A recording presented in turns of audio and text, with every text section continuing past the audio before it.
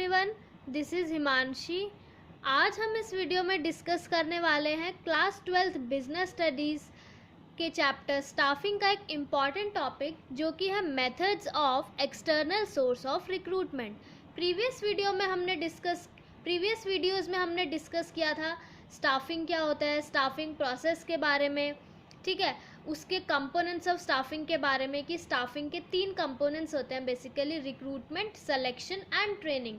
Then हमने start किया था रिक्रूटमेंट के बारे में कि रिक्रूटमेंट क्या होता है, उसके क्या सोर्सेज हैं रिक्रूटमेंट के, इंटरनल सोर्सेज और एक्सटर्नल सोर्सेज। आज हम डिस्कस करेंगे methods of external source of recruitment के बारे में।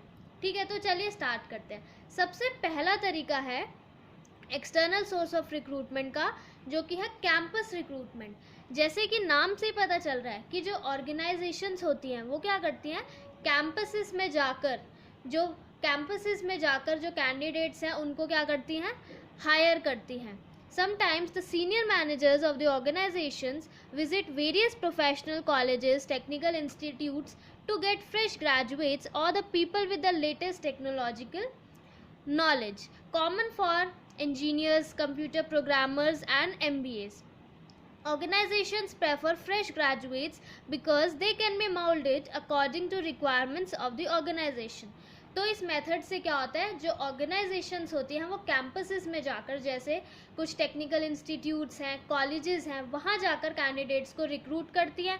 और ये बेसिकली किसके लिए ज़्यादातर किस किस को हायर करती हैं इस मेथड से, जैसे कि इंजीनियर्स हैं, कंप्यूटर प्रोग्रामर्स हैं और जो MBAs हैं। और ऑर्गेनाइजेशन ये मेथड क्यों प्रेफर करती है, क्योंकि जो कैंपसेस में जाकर जो फ्रेश ग्रेजुएट्स होंगे उनको अगर वो रिक्रूट करती है तो जो उनको वो अपनी ऑर्गेनाइजेशन के रिक्वायरमेंट्स के अकॉर्डिंगली क्या कर सकती है, मोल्ड कर सकती है। तो ये मेथड था कैंपस रिक्रूटमेंट। ठीक है, नेक्स्ट मेथड है हमारा कैजुअल कॉलर्स। इस मेथड में क्या होता है, sometimes the application of suitable candidate who were not selected in previous years selection process are kept in application file। कभी कभी क्या होता है कि जो कुछ सुटेबल कैंडिडेट्स होते हैं, जो उनकी एप्लीकेशंस होती है, मतलब जो उनके रिज्यूमे है या उनका CV है, वो और कुछ ऑर्गेनाइजेशंस क्या करते हैं, अपने पास एक एप्लीकेशन फाइल में रख लेती हैं। ठीक है, फिर क्या होता है, फ्यूचर में जाकर this application file is considered as waiting list. Whenever there is job vacancy, the suitable candidates from the waiting list are called। तो उन suitable candidates के applications को एक waiting list में रख लेती हैं, और जब भी उन candidates की अब लगता है कि अब job vacancy आ गई है, तो उन जो waiting list के candidates थे उनको organizations क्या कर लेती हैं, कॉल कर लेती हैं। तो ये था कैजुअल कॉलर्स। नेक्स्ट मेथड है हमारा मीडिया एडवर्टाइजिंग। ये तो बहुत कॉमन मेथड है मीडिया में एडवर्टाइज करना। The organization select the media of advertisement keeping in mind the requirement of job position. जो ऑर्गेनाइजेशंस हैं वो मीडिया ऑफ एडवर्टाइजमेंट क्या रख के चूज़ करती हैं, जो रिक्वायरमेंट है जॉब पोजीशन की। फॉर एग्जांपल, अगर कोई हाई रैंक की जॉब पोजीशन है एंड स्किल जॉब पोजीशन है, तो उसकी एडवर्टाइजमेंट जो ऑर्गेनाइजेशन है वो किस में करेगी, नेशनल लेवल के रेप्यूटेड न्यूज़पेपर में। फॉर एग्जांपल जैसे कि times of India, Hindustan times, उसमें ऑर्गेनाइजेशन जो है उसमें एडवर्टाइज करेगी जो स्किल जॉब पोजीशन है उसके लिए। और अगर वही ऑर्गेनाइजेशन को किसी अनस्किल्ड या लोअर रैंक जॉब पोजीशन की ज़रूरत है, तो वो किस में एडवर्टाइजमेंट देगी, लोकल न्यूज़पेपर में एडवर्टाइजमेंट देगी। तो ये था हमारा method media advertising. Next method है रिकमेंडेशंस फ्रॉम प्रेजेंट एम्प्लॉयज़। जैसे कि नाम से ही पता चल रहा है, जो ऑर्गेनाइजेशंस में पहले से ही एग्जिस्टिंग एम्प्लॉयज़ है उनकी रिकमेंडेशन से न्यू एम्प्लॉयज़ को रिक्रूट कर लेती है। ठीक है, और ऑर्गेनाइजेशन ऐसा क्यों करती हैं, क्योंकि जो एम्प्लॉय पहले से ही ऑर्गेनाइजेशन में काम कर रहा है उसके गुडविल पर ट्रस्ट करके, ठीक है, उसकी गुडविल पर ट्रस्ट करते वो एक नए कैंडिडेट को अपनी ऑर्गेनाइजेशन में हायर कर लेते हैं। यही लिखा हुआ है इसके अंदर, organizations prefer recommendation by trusting the goodwill of the present employees and the organizations can hold off existing employees if there is any problem with the new employee recommendation by him. अगर कोई भी problem होती है उस new employ के साथ, तो क्या करती है ऑर्गेनाइजेशन, जो एग्जिस्टिंग एम्प्लॉयज़ है उसको होल्ड ऑफ कर लेती है।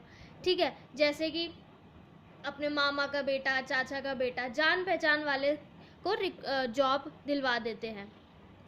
देन नेक्स्ट है वेब पब्लिशिंग। वेब पब्लिशिंग बहुत ही कॉमन मेथड है आज के टाइम में। In internet there are certain website specifically design provide information regarding job seekers and companies which have vacant job position. जैसे आजकल जो इंटरनेट है उसमें बहुत सारी वेबसाइट्स हैं जो स्पेसिफिकली जॉब पोजीशंस के लिए ही बनाई गई हैं। जैसे कि एग्जांपल इसके अंदर दिया हुआ है naukri.com है ना। इन वेबसाइट्स पे क्या कर सकते हैं, जो जॉब सीकर्स हैं और जो कंपनीज हैं वो दोनों विजिट कर सकती हैं इस वेबसाइट पर जाके। तो ये मेथड क्या हुआ, वेब पब्लिशिंग। नेक्स्ट मेथड है हमारा एडवर्टाइजिंग ऑन टेलीविज़न। ये तो बहुत ही कॉमन है कि एक न्यू ट्रेंड चला है एक्सटर्नल रिक्रूटमेंट का, वो क्या है, telecast on various channels regarding vacant job position. They telecast the requirement of job along with qualification necessary to apply. कि टेलीविज़न पर ही एडवर्टाइज कर देते हैं कुछ कुछ चैनल्स कि हाँ भाई ये जॉब पोजीशन है और उसकी क्या क्या क्वालिफिकेशंस हैं। ठीक है, ये हो गया advertising on television. Next method है हमारा लेबर कॉन्ट्रैक्टर्स। इस मेथड में क्या होता है, जो कॉन्ट्रैक्टर्स होते हैं वो लोग होते हैं जो लेबर के टच में रहते हैं। क्या होते हैं वो लोग, जो लेबर के टच में रहते हैं, who keep in touch with the labor in villages and rural areas, and whenever there is vacancy or requirement for labor in factory, और जब भी कभी फैक्ट्री में लेबर की ज़रूरत पड़ती है तो ये कॉन्ट्रैक्टर्स क्या करते हैं, गांव से लेबर को बुलाकर और बिजनेसमैन को क्या कर देते हैं, सप्लाई कर देते हैं।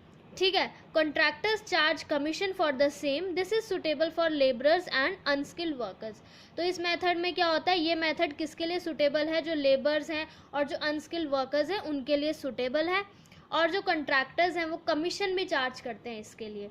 ठीक है, तो ये मेथड था लेबर कॉन्ट्रैक्टर्स, जिसके अंदर जो कॉन्ट्रैक्टर्स हैं वो लेबर के साथ टच में रहते हैं और जब भी जॉब होती है तो वो क्या करते हैं, विलेजेस से या रूरल एरिया से लेबर को बुलाकर बिजनेसमैन को सप्लाई कर देते हैं।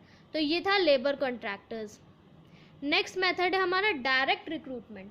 डायरेक्ट रिक्रूटमेंट जैसे कि नाम से पता चल रहा है कि हम डायरेक्टली रिक्रूट कर लेते हैं। कभी कभी क्या होता है ऑर्गेनाइजेशन में कि वो ऑर्गेनाइजेशंस क्या करती हैं, जो फैक्ट्री का गेट है उस पर एक नोटिस पेस्ट कर देती हैं कि हाँ भाई ये जॉब पोजीशन खाली है, अगर किसी को अप्लाई करना है तो वो वॉक इन करके आके अपना इंटरव्यू वगैरह या जो भी प्रोसेस है वो आ सकता है ऑर्गेनाइजेशन में। तो इसमें क्या होता है, ऑर्गेनाइजेशंस नोटिस को पेस्ट कर देते हैं फैक्ट्री गेट पे।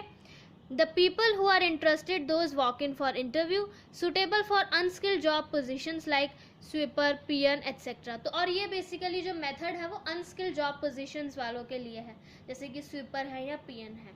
ठीक है, नेक्स्ट और लास्ट हमारा मेथड है एम्प्लॉयमेंट एक्सचेंजेस। इस मेथड में क्या होता है, एम्प्लॉयमेंट एक्सचेंजेस में they act as employment exchanges act as middlemen between job seekers and the organizations who have vacant job positions. Employment exchanges क्या होते हैं, एक मिडलमैन की तरह, एक मीडिएटर्स की तरह काम करते हैं बिटवीन जो जॉब सीकर्स हैं जिनको जॉब चाहिए और जो ऑर्गेनाइजेशन जिनके पास वेकेंट जॉब पोजीशंस हैं। जो जॉब सीकर्स होते हैं वो इन एम्प्लॉयमेंट एक्सचेंजेस के पास अपना बायोडेटा और अपनी क्वालिफिकेशन की डिटेल्स जो हैं वो दे देते हैं, और ठीक है, विद एम्प्लॉयमेंट एक्सचेंजेस। और जब भी and when the organisations approach employment exchanges, और जब भी जो ऑर्गेनाइजेशंस हैं वो इन एम्प्लॉयमेंट एक्सचेंजेस से अप्रोच करती हैं तो ये क्या करती है, एम्प्लॉयमेंट एक्सचेंजेस जो सूटेबल कैंडिडेट्स हैं उनको भेज देती हैं। There are government as well as private employment exchanges. कुछ गवर्नमेंट एम्प्लॉयमेंट एक्सचेंजेस भी होती है और कुछ प्राइवेट भी होते हैं। गवर्नमेंट एम्प्लॉयमेंट एक्सचेंजेस जो होते हैं वो कोई भी फीस चार्ज नहीं करती, और जो प्राइवेट हैं वो क्या करते हैं, कुछ कमीशन को चार्ज करते हैं। तो ये था हमारा एम्प्लॉयमेंट एक्सचेंजेस, जिसके अंदर वो मिडलमैन की तरह काम करते हैं एम्प्लॉयमेंट एक्सचेंजेस। और ठीक है, मिडलमैन की तरह काम करती हैं, जो जॉब सीकर्स हैं वो अपनी एप्लीकेशन, अपनी जो रेज्यूमे है वो इन एक्सचेंजेस के पास दे देते हैं, और जब भी जो ऑर्गेनाइजेशंस है वो जब इन एम्प्लॉयमेंट एक्सचेंजेस को अप्रोच करती हैं तो ये एम्प्लॉयमेंट एक्सचेंजेस जो सूटेबल कैंडिडेट्स हैं उनको ऑर्गेनाइजेशन में भेज देती हैं। तो ये थे हमारे methods of external source of recruitment. Thank you so much.